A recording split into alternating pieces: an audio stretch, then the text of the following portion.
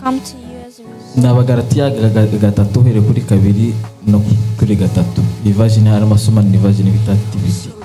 Start. So answer me this. Rero munsubize bino. Did the Holy Spirit come to you as a reward Ngo umwuka wera ngo waje kuri mwebwe nk'impano for keeping Jewish laws? ngo kuko mwakiriye amategeko y'Abayuda? No. Yeah. You receive him as a gift Mwawe wakiriye nk'impano because you believed in the Messiah. kuko mwizeye Mesaya. Your new life began Ubuzima bwanyu bushasha bwatangiye when the Holy Spirit gave you new birth. igihe umwuka wera wabashije kubaheza ukuvuka bwa kabiri cyangwa kuvuka. Why then would you foolishly turn ngo ni gute mubasha kuba ibigogiye mugahindukira for a living mukabasha kubaho the Spirit by trying mukabasha kubaho ngo mugerageza to finish by your own works? ngo mugerageza kubaho ngo kubwo ibikorwa byanyu. Yes, finish. Thank you. Amashyi ndabicari. Batasinga. Hallelujah. Rero reka merisongere kandi ahasome ibiti.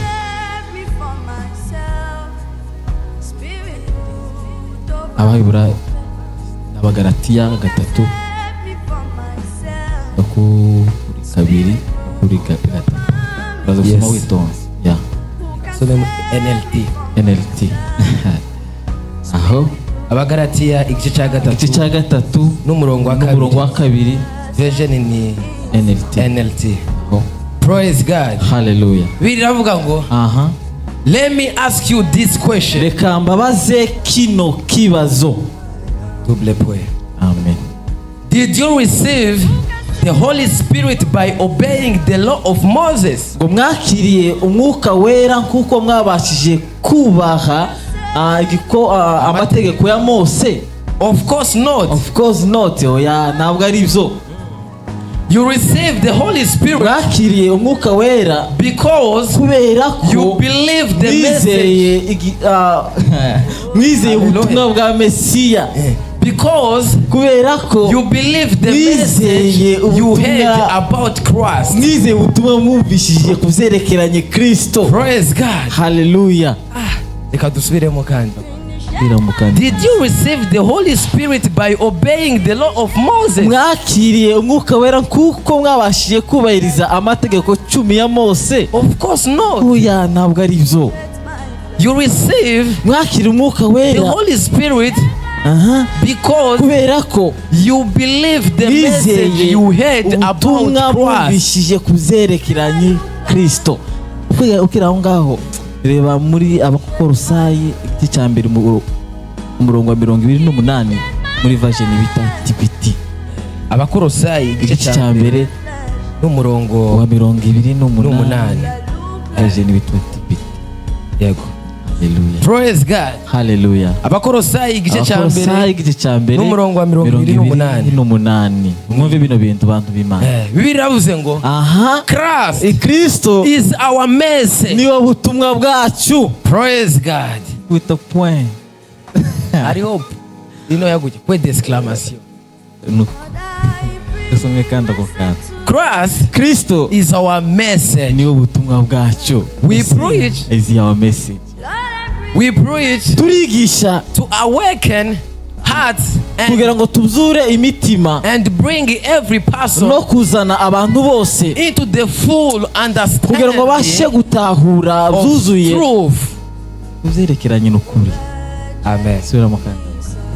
Christ is our message. Kristo no butumwa twigisha na kindi. We preach to awaken hearts. Twigisha Kristo kugira ngo tuzure imitima and bring every person into the full understanding of kugira ngo bashe kugira full understanding gutahura kuzuye kuzerekeranye n'ukuri ukuri. Reba kandi ukuri uko ariko. Reka turebe ukuri. Yohana igice cya 14.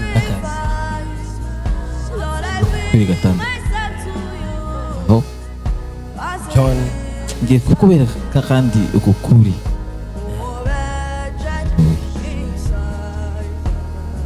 Praise God. Hallelujah.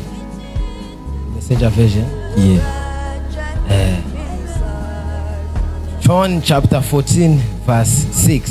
Ni Yohana 14 no kuri gatanu.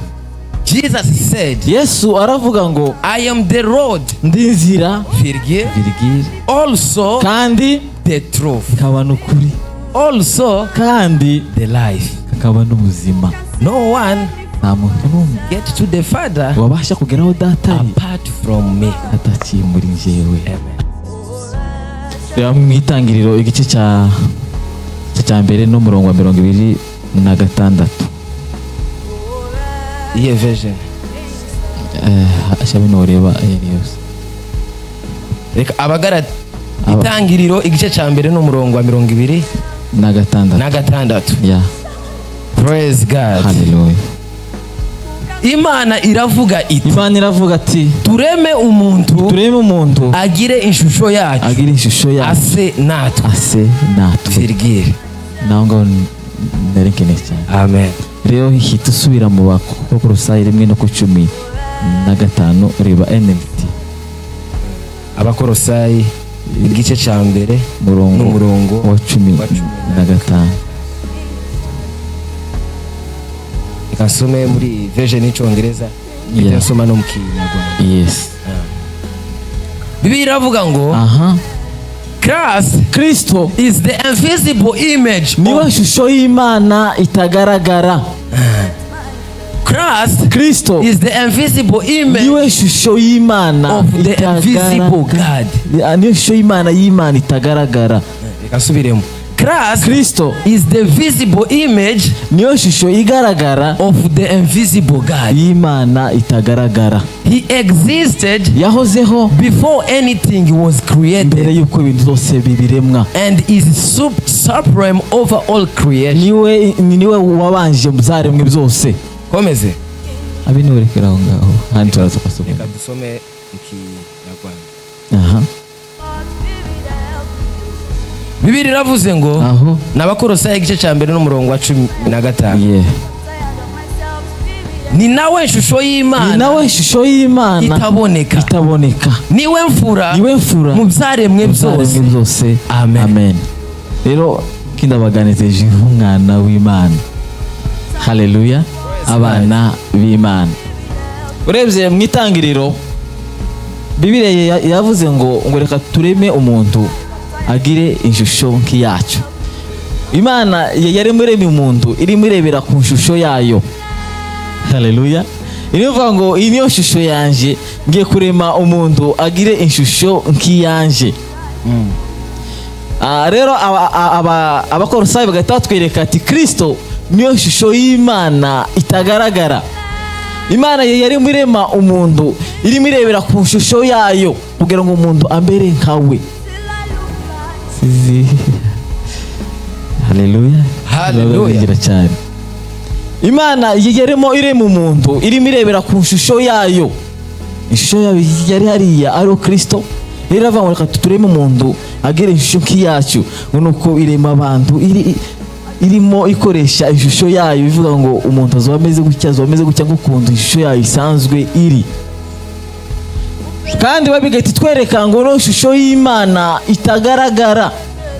Kristo rero ajano mu isi kimwe mu bikorwa yaje kutwereka ukuntu ishusho y'Imana imeze. Kuko no shusho y'Imana itagaragara kandi natwe twaba twaremwe mu shusho yayo. Igihe yaje hano mu isi rero yaje kutwereka ni gute ishusho yaje imeze kugira ngo namwe kuko musa naje mutegeza kubaho kukuntu mbayeho. Praise God. Hallelujah. Yaje kutwereka ubuzima kuko niwe Imana niwe twaremwe nyaburenge. Twararemwe bikurikije ukundi wasa kuko niwe shusho y'Imana itagaragara kandi Imana yaremye umuntu ishingiye ku shusho yayo kundi isa. Kristo rero ajano mu isi yaje kutugaragariza ubuzima bw'Imana, ubuzima ukundi we asanzwe asa ariko natwe dusa. Haleluya. Praise God. Yaje kutugaragariza ukuntu basanzwe asa kugira ngo natwe duse gutyo. Ubuzima Kristo yabashije ukutugaragariza nibwo buzima yarimo duhamagarira kubamo nk'abana b'Imana. Praise God. Ukuntu yarasanzwe asa n'ukuntu yarasanzwe ameze, ngo bigeze kuja ku nyanja none yiwe ngo ari ako kujya y'uruzi, nonoga ba Petero bo bari nyine mu nyanja. Yesu aza hagendera hejuru y'amazi, kuko uko niko yasanzwe ameze. Ubundi kuri Yesu bijya ntabwo ari igitangaza, bijya nibwo buzima bwiwe busanzwe tu, ariko kuri twebwe abantu kiba ari igitangaza, ariko ku Mana biriya ni ibintu bisanzwe tu, kuko kugendera hejuru y'amazi mu bwami bw'Imana ni ikintu gisanzwe. Azagendera hejuru y'amazi, Petero amubonye aravuga ati naje naza. Yesu aramubwira ati ngwino. Petero aratambuka ati Yesu aramubwira ati Petero wari wabikoze kuki watakaje kwizera. Bijya bintu byose yari yarimo akora yaza twereka kuko natwe biriya twabikora, natwe ubuzima abayemo natwe twabubamo, kuko niwe ishusho y'Imana itagaragara, kandi natwe twaremwe mu ishusho y'Imana. Bishaka kwerekana ko twaremwe bivanye n'ukuntu Kristo asanzwe ameze. Glory be to God. Haleluya. Praise God. Rero ga icyo Imana iduhamagarira ni ukubasha gushika muri iyo dimension. Urabona ubundi umugambi bw'Imana cyangwa se hano mu isi arakantu ngomba kubereka, hariho ama dimension abiri. Hariho physical dimension inzego aho urwego, hariho urwego rw'umubiri n'urwego rw'umwuka, physical dimension and spiritual dimension. Urwego rw'umubiri kenshi ruvuguruza urwego rw'umwuka, n'urwego rw'umwuka kenshi ruba ruvuguruza urwego rw'umubiri. Urwego rw'umubiri bisaba kugira icyo ukoze kugira ngo ugire icyo ugeraho, ariko urwego rw'umwuka bisaba ibyo ureba, ibyo nizo biza biba. Mu bwami bw'Imana ho mw'Imana ngo ibana ngo ibidahari nk'ibihari. Ubona umuntu agwaye wamwitegeza urwego tubona ko atagwaye. Mu bwami bw'Imana ntabwo bigusaba kuja kwa muganga kugira ngo ukire. Ubwami bw'isi asisa ubwami bw'isi muri physical dimension bigusaba kuja kwa muganga kugira ngo ukire. Spiritual dimension bigusaba kureka kujya cyane kugira ngo ukomere. Physical dimension bigusaba kujya cyane kugira ngo ukomere. Abe nama abantu benshi usanga bamwe bari muri spiritual dimension, abandi physical dimension. Iyo abantu rero nka korari igendera mu rwego rw'umubiri usanga bavuga ati reka tuje inama, ati korari yacu Sunday kwa kabiri bagatanga itangazo ati hariho inama, abayobozi basigara bagahita basigara. Bavuga ati rero korari yacu tuzajya kuririmba tugadusanga indirimbo twari kuririmba abandi bayiririmbye. Rero kubwizo natwe reka duhimba izacu kugira ngo nituza tujya kuririmba tuba turimba izacu, koko ntago bazizi ntago baziririmba. Ubwo n'urwego rw'umubiri. Urwego rw'umwuka iriya kora ritamusirinze yandirimba mware pese mugatamvuga ati aha ubwo rero Imana hari amabuli keneye gufunga neza, natwe nizutambuka turakomereza hajya abandi bayekereje, kuko mu bwami bw'Imana wenda hari amabuli Imana n'imfunga mu bantu. Rero kuko bambere babitangije namwe mukaba ari zo mware pese bishaka kwerekana ko kijya kintu cy'Imana keneye kuzana. Ariko ubwo bw'umubiri oya byo nzumvikana iyo baririmbye indirimbo mware pese mutangira kurebana turirimba kandi ngo karavuze mu nama yuko bari abantu iri ndirimbo bayizi mubona kandi gitera mugatatangira kugira gute n'abantu rero bicaye waha kandi ngo usanga rero bari pese ngo nabari ngo bararirimba ihera. Ubwo n'urwego rw'umubiri. Urwego rw'umwuka uko abanyu bayiririmba cyane niko namwe mugenda mugakomeza aho bayekereje kugira ngo ivy'Imana bikomeze, ivy'Imana yayitegure kubifunga neza, ibifunge neza bize kuzura. Nibaza nimuvuga ibintu z'ukuri muzi cyane kundusha. Mwasha n'umunama mugatomvuga ati ngo tubona ngo ninga ngo ni na Pentecost ngo abantu baziribiza umwuka wera ngo rero ziriya ngira ndirimbo ngo haruna akabazoririmba ngo turabizi tu ngo rero natwe ngo dushaka ishindi nshashya mugatamo kubitira indirimbo nta numwe bugeze uyumva ku isi mwarangiza ngo ngira ni yaciriya ni yanyu n'ubundi ni yanyu pe ni yanyu n'ubundi kondo kuri iyo ni yanyu izo ubwami bw'Imana ukuntu bikogwa ababwire uko abanyu barimba yandirimbo nuko Imana hari zirimo ifungura ahantu runaka arimo ifunga neza ama tournevis namwe ni mutambuka makomereza ajya abandi bayekereje my god Imana umuntu Imana irimo itengereza neza arimo agira ahantu yumva bijye bintu neza urwego rw'umubiri n'urwego rw'umwuka biba bitandukanye urwego rw'umwuka ifite akazi ayo rw'umubiri ifite akazi ntabwo akora amafungo uhita utangira gukarikira ngo se karikira byinshi ariko urwego rw'umwuka rero ukunda ibyo yemeza uko ufite akazi ntabwo uzakubuza gukora amafungo urayakora warangiza ukajya mu kazi ukagira imbaraga nyinshi kurusha abaje bariye ntabwo bizabaho warige muzamukora utajuriye ukarenda urangiza utariye uzupfa oya ariko iri mu mubiri utangira gukarikira kwanza ngo nije kukumuvinga gutya ngo nshonje yes ushonje ubwo n'urwego rw'umubiri ukunda rukogwa urwego rw'umwuka ampliske utajya cyane niko komeza kugira imbaraga nyinshi ndimo mvuga amafungo urwego rw'umwuka rw'umubiri rero uko ujya cyane niko bizuha cyane kagira n'indani cyane uko bimeze haleluya rero numenya yuzigendere yariyo reka nsubire inyuma izo ngizo zari ibindi ariko nabyo byari byiza ibyerekeranye ukuvuka ubwa kabiri Bible yavuze muri TPT ni version bita TPT shiravuga ngo mwakiriye umwuka wera ngo ntabwo buzavuye ko mwakurikije amategeko ya Mose oya yesivuga ngo of course not muri TPT ngo ahubwo mwakiriye umwuka wera ngo uko mwumvishije ngo ubutumwa bwerekeranye ngo na Kristo amen niyo zabayishije kwakira umwuka wera naho gukurikiza amategeko ntabwo ari uzabayishije kwakira umwuka wera soma kuri 5 mve ijya version wasomye NLT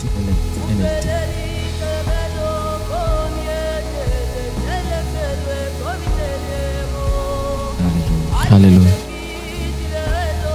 kisha gatatu igice cya gatatu kuri gatanu biravuze ngo I ask you again, ndakubaza kandi, does God give you the Holy Spirit and work miracles among you because you obey the law? Narinkeneye ngo Imana yabahaye subira kandi numva kandi neza. I ask you again, ndakubaza kandi, does God give you the Holy Spirit Imana yabahaye umwuka wera and work miracles ngo kugendera mu bitangaza among you, kugenda mu bitangaza nyine muri mwebwe because you obey the law? Kuko mwishije mubahirije amategeko? Of course not. Of course not. Kera ngumisheko kugenda mu bitangaza ntabwo ari uko mwumvishije amategeko cyane ahubwo of course not. Of course not. It's because ni kubera ko you believe mwizeye the message you heard about Christ. Messiah. Amen. Ni kubera ko mwizeye ubutumwa mwumvishije kubyerekeranye Kristo, ibyo nibyo bizabayeza kugendera mu bitangaza. Amen. Rero reka mbabwira kantu kakamwe ndango benshi amaze kukamenya zigenda no kubabwira ko umunsi bizaba mutazavuga ngo ntabwo mwari muzi ubonije. Haleluya. Amen. Ejo nari kubitaro none ishafite ikibyimba kinini cyane. Haleluya. haleluya. icyo kibyimba gipima isantimetero 15 apana indani mu mubiri, hanze y'umubiri. Mariko indani kimaze kugeza kuri 20 none ngenda ku bitaro muganga arambwira ati no kibyimba nta muntu uzi inkomoko yacu aba scientifique nta n'umuti wacu baho keretse gusa surgery kubagwa. Namubwira ati ntabwo ndi ihene yo kubagwa. Rero gakinda komeza none mu Imana ishimwe kumbivuga hano nidusohoka abakeneye kukibona baze bakibone, then ubutaha munsi kizanyika ntimukavuge ko mutakibona. Ntabwo nzabagwa ariko umunsi kizanyika kaba kidagihari ntimukavuge ko mutakibonye, siko? Haleluya, amen. Muze mwese muze mugikoreho kiri imbere mu ihuzo, ariko muze mugikoreho ntabwo kiri ku mubiri hanze hagaragara. Kiri mama nuzo ngo kiri hafi y'umutima ngo zogwara kanseri, ubundi baka kanseri bari kuko kuri Kristo muzima bwe busanzwe ntabwo yigeze agwara kanseri. Praise God. Nabeshe se? Oya. Rero yakorwa kuri hari ikintu kimwe nje kiza kintagaza ntumva cyane, umuntu kuvuga ngo ngo masengesho zananiranye ngo bamutwara kwa muganga. Ntabwo ndabyumva, sinzi abazazumva ubundi babimeze. Kwa muganga niho binanirana bakamutwara amasengesho, kubwanje niko numva. Rero kwa muganga ko nshimye Imana ko nagiyeyo, nari naze kujayo ariko ko gusa urumva nawe kubahiriza amategeko y'umuryango yari byiza. Nagiyeyo ariko byambere byiza, ariko iyo ngwara barambwiye ariko ufite akazina k'abesira mukunda arimo Kajuma. Arimo akantu Kajuma kundi bari Meriniye kandi lipo Juma ni bene ko nyiramo akantu Kajuma ugati ya muntu we musikiti. Rero ubwizo ngivyo umunsi kizanyika nzagera kandi ani imbere mbabwira ko kitagihari. Haleluya, praise God. Nabuzenza ko Imana ishimwe ko mbivugiye hano mbamenyesheje iri ni itangazo, utakandi nzagaruka hano nongere kandi kubatangariza ko cyanyitse, kandi mwongere kandi muze mubyitegereze namwe. Basiko kuri bikurikiranye n'ubutumwa twizere, nibwo butumwa tugendera mu bitangaza. Ibitangaza ubundi reka mvugira no jambo ndazi ko ari abantu wenda reza gushoka. Ubundi gukira ntabwo ari igitangaza, gukira ntabwo ari igitangaza, ahubwo igitangaza wakize gute. Gukira si igitangaza kuzo nizeye, ahubwo igitangaza wakize gute. Uko igitangaza gishingira ku birenze ibitekerezo bya muntu, ni niyo gitangaza gishingiye. Zabindi abantu batabasha kwiyumvisha kugendera hejuru y'amazi mu buzima bwa busanzwe ntago bikunda pe. Kunyika uzi ko intumwa zakaza zinyika abena na Eliya ngo abantu bakaza ngo please umwuka utagutwara, bisigura ko babamona ngo bagahita babura yaki. Izo nizo bitangaza, ariko kuje kwa muganga ntabwo bwaje si gitangaza. Ikigukira ahubwo gitangaza gishingiye wakize gute. Niyo ko nje numva ni gitangaza gishingiye. Rero ga n'uburyo wakizemo. Rero ga tugendera mu bitangaza ntabwo ari ko twumvishije amategeko ya Mose cyane, ahubwo ni kubera ko twumvishije ubutumwa bwerekeranye na Kristo. Ubwami bw'Imana ibintu byose birashoboka. Iyo ngo ni spiritual dimension. Physical dimension hari bishoboka, hari ibindi bidashoboka. Spiritual dimension everything is possible, nta kintu kiri impossible.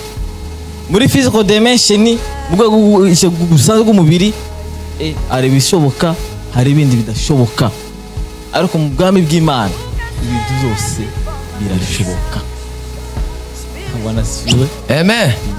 Nuko nguko rero ndabashimiye, kandangiriza aho ngaho iminota bampaye irageze.